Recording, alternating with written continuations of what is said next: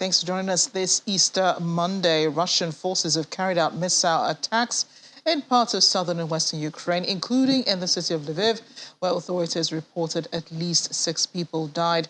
The bombardment came as Ukrainian President Volodymyr Zelensky warned that Russia was preparing to finish off the entire region of Donbass after failing to break through in the north and seize the capital, Kyiv. According to Zelensky in a statement on Sunday evening, Russian troops are preparing for an offensive in the east. They want to literally finish off and destroy Donbass. Meanwhile, in the strategic southeastern city of Mariupol, Ukrainian forces inside the encircled Azovstal steel plant on Sunday ignored a Russian ultimatum to lay down their weapons. The capture of the port city is of critical importance as it would allow Russia to forge a land corridor between the Donbass and the already annexed Crimea region.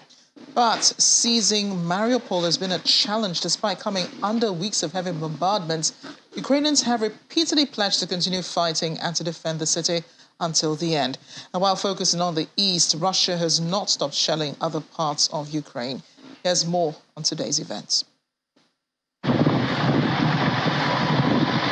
6 people have been killed and 8 others wounded in a missile strike on the western Ukrainian city of Lviv today.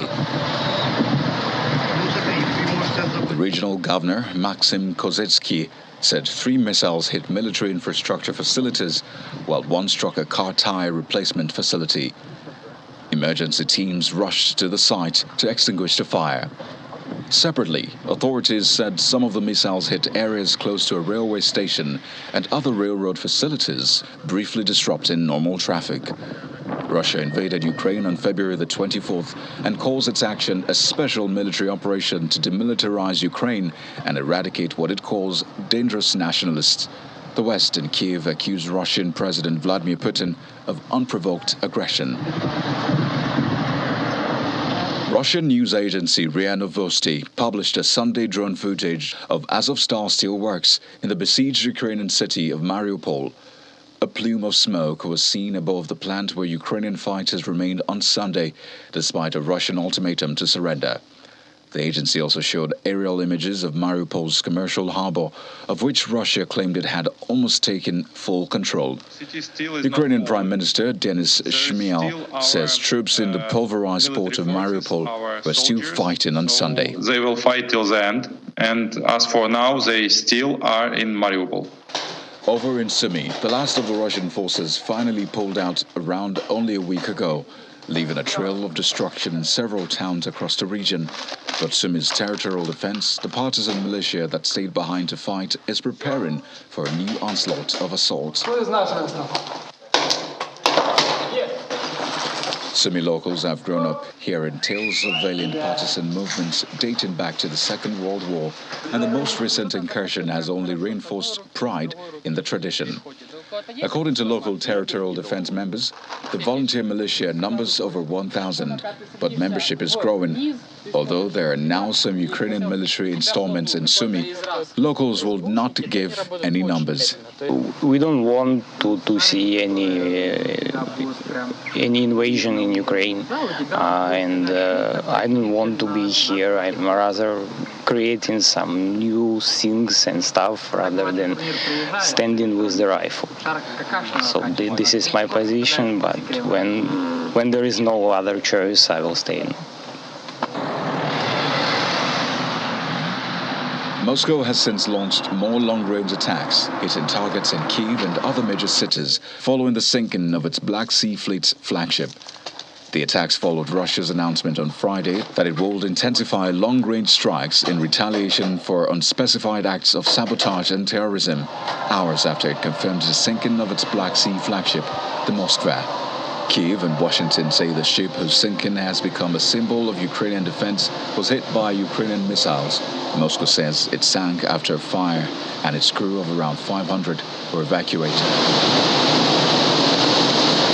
Meanwhile, the Kremlin has accused Ukraine of constantly changing its stance on issues that have already been agreed at peace talks. Kremlin spokesperson Dmitry Peskov told reporters on a conference call that while high-level talks continue, the Ukrainian side had not been consistent in their approach. The Kremlin also said there was still time for so-called unfriendly countries to switch to payments for gas in rubles. Peskov declined to say how many countries have so far agreed to do so. The VOA's Anna Chernikova joins us now. She's in Lviv in Ukraine. Anna, great to see you. And we know that there have been reports of, those attacks in Kyiv and Lviv, especially over the weekend and even this morning. Could you tell us more about them? Hello. Yes, this is true. We experienced a lot of new attacks, unfortunately, actually almost in every region of Ukraine. So if you look at the map, Kyiv was bombed, Lviv was bombed, Kharkiv, Mariupol, Mykolaiv, Kherson region, so everywhere. If we talk about Lviv in particular, it was one of the biggest attacks so far. So as we know, for now, there were 5 missiles fired at Russian missiles fired at Lviv. 4 of them reached the city. As we know, for now, 7 people are dead, 11 are injured. One of them is a child, and actually this child was evacuated from Kharkiv with his mother. So he was evacuated from Kharkiv and suffered all this in Lviv, unfortunately. What we know that 3 rockets reached the infrastructure near the train station, and one rocket reached directly the service of the car service company, the station. So this is a completely civilian asset in the city. If we talk about Kyiv, we had also a couple of shellings happening here, and for the moment, it's only military infrastructure that was injured, that was damaged, and no injuries. Some injuries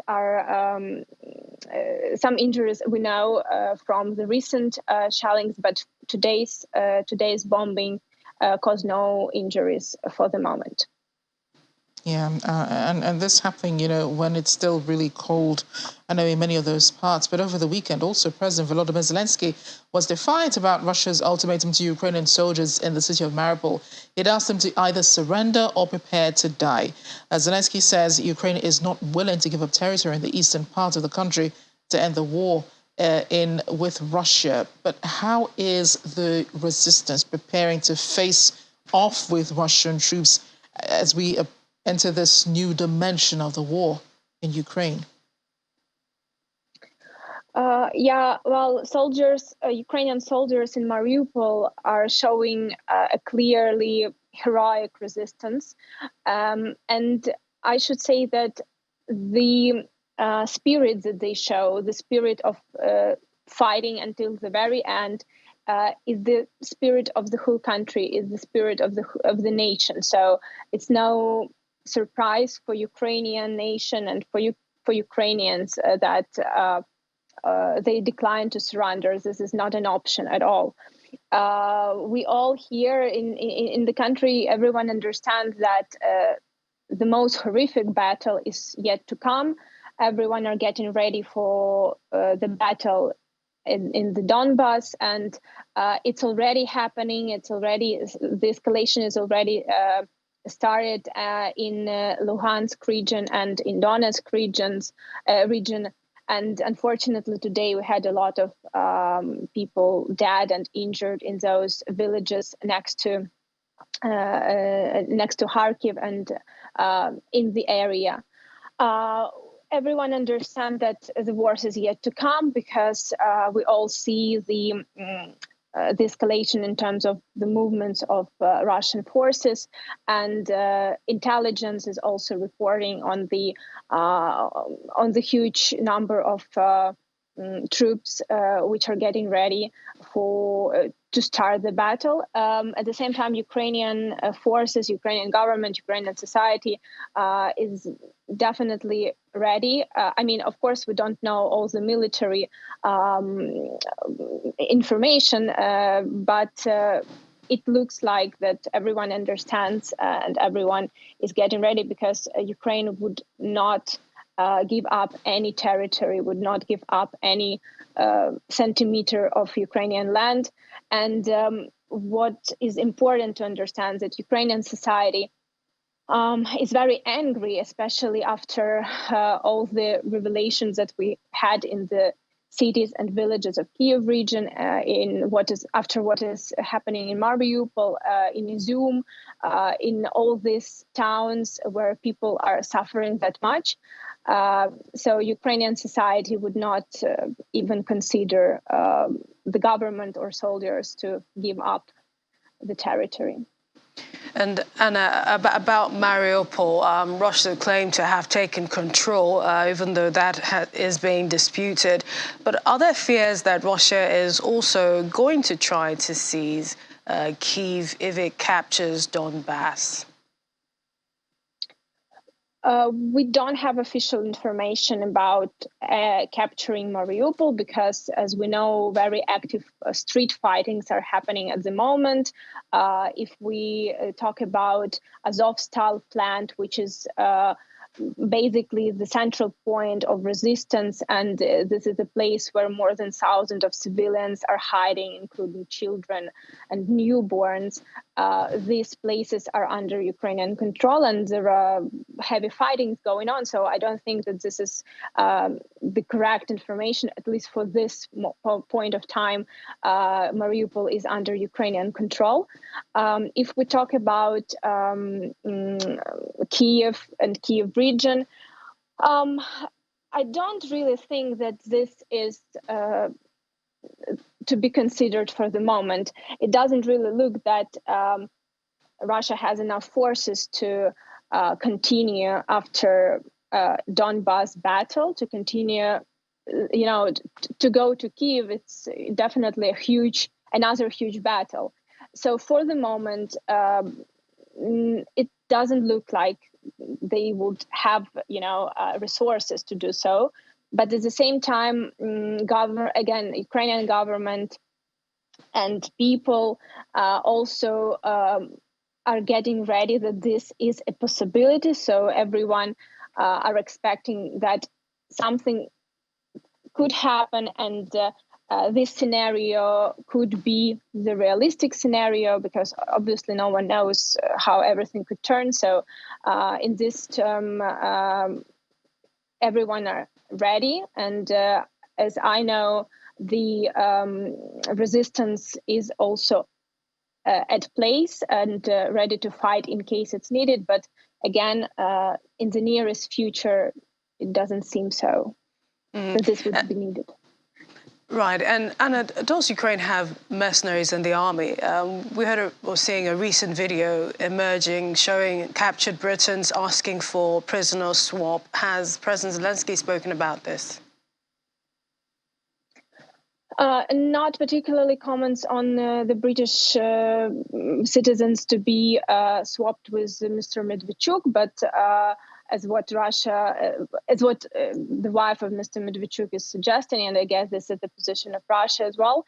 Today, Mr. Medvedchuk had his own speech, and he suggested that he could be swapped with the civilians and those who are injured in Mariupol. I mean, soldiers who are injured and civilians who are kept as hostages there. So I think this is a more realistic scenario in terms of swapping Mr. Medvedchuk, and probably for Ukraine, this would be the only option as well, because I don't think that Ukrainian government would consider to swap this person for only two people, even these are international citizens, foreigners.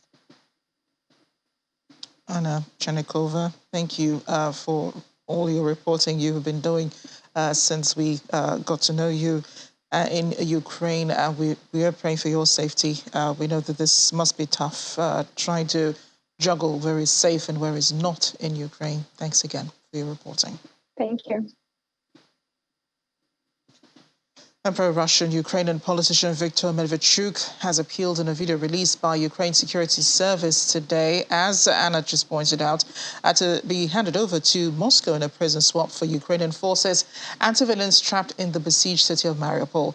Medvedchuk made the appeal to Russian President Vladimir Putin and Ukrainian President Volodymyr Zelensky in a video published by the SBU security service on Facebook. It was unclear how freely Medvedchuk was speaking in the video, but he said he was making a plea for the Ukrainian side to exchange me for the defendants of Mariupol and its citizens who are there today and have no opportunity for a safe exit through a humanitarian corridor. His words. Medvedchuk is a leader of the opposition platform for Life Party. He's an ally of President Putin. He'd been placed under house arrest since last year for treason and terrorism financing charges, which he denies. He escaped a few days after the Russian invasion began in February and was later captured by Ukraine. Russian President Vladimir Putin said that Western countries had scored an own goal by imposing sanctions against Russia over Ukraine, which he said had led to a deterioration of the economy in the West. Speaking on the state of Russia's domestic economy today, President Putin said that inflation was stabilizing and that retail demand in the country had normalized. Western countries have imposed unprecedented sanctions on Russia's corporate and financial system since it sent troops into Ukraine February 24 in what it calls a special military operation. Russia should use its budget to support the economy and liquidity in conditions of contracting lending activity, even though the central bank's rate cuts will make lending cheaper. This is coming from President Putin. He also spoke to top government officials via video link and said that Russia should speed up the process of using national currencies in foreign trade under the new conditions. The U.S. risks pushing Ukraine to the brink of collapse by sending weapons and making empty promises in the current Russia-Ukraine conflict, coming from the people of Afghanistan who have witnessed firsthand the damaging effects of U.S. foreign policy interventions. In a recent interview, a political analyst, Abdul Jabbar Akbari, who's in Kabul, said he's concerned that the U.S. actions will inflict heavy pain on Ukraine, especially considering the level of suffering caused by the U.S. in Afghanistan over the past 2 decades. His remarks come after President Biden's administration on Wednesday promised to provide Ukraine with an additional $800 million worth of military aid due to what Washington anticipates will be a wider assault by Russia in eastern Ukraine. The U.S. has committed $1.7 billion in security assistance to Ukraine since Russia began this so-called special military operation on February 24th. But Barry says, in his own words, I think the U.S. will destroy Ukraine by sending heavy weapons. You can see what Afghanistan is like after the U.S. seized the country for 2 decades. It is the U.S. and some other countries that expanded the war in Afghanistan. It's the U.S. and some other countries that invaded Iraq, Syria, and more countries and launched wars there. The U.S. was in Afghanistan, which ended after a hasty pullout in late August 2021. In an operation lasting 20 years, causing more than 30,000 civilian deaths, leaving more than 60,000 people injured, and turning 11 million people into refugees.